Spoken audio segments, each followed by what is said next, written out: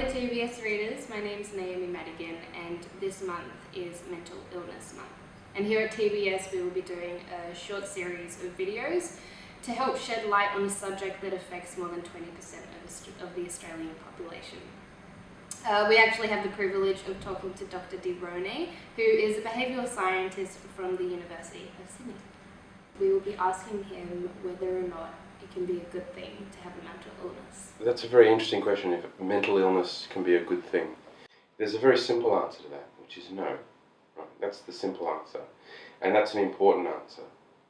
Because to say of someone, oh, he's bipolar, for example, and he's suffering like hell, but that's good because it will, it'll stimulate his creative juices. That's a very miserable way to view another human being.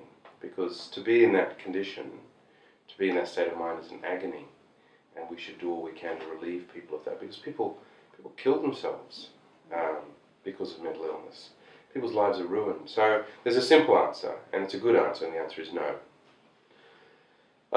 But that doesn't mean that we don't have all sorts of products and cultural achievements and contributions from people who've drawn on or been moved by or reacted against their mental illness in ways that have made them industrious, creative and brilliant.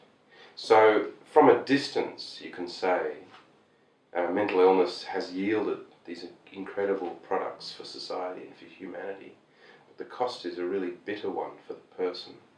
So I think we need to be a little bit careful about that sort of question. Would you ever glamorize a mental illness? I wouldn't. Although I would let someone else do it. It's one of those things, here's a very simplistic analogy. I have a big deformation on my arm. It's a giant hairy nevus. It's a huge birthmark. Now I can decide.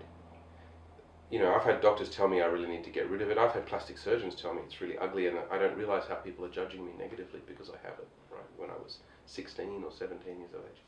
Or I can say, it's part of me, this is who I am, I'm not ashamed of it, in fact I'm proud of it. Kids are curious, so I let them touch it.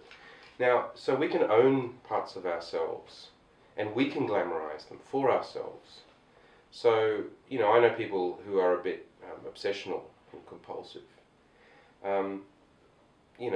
That can be a real misery, but they can also decide to own it and make it part of their repertoire of skill. I know an editor of a journal who's completely obsessional, and he says, well, because I'm OCD, I do this job really well. That's his prerogative. But no, I don't think we should glamorize any mental illness. And we shouldn't be pejorative about it either. We should just see it for what it is.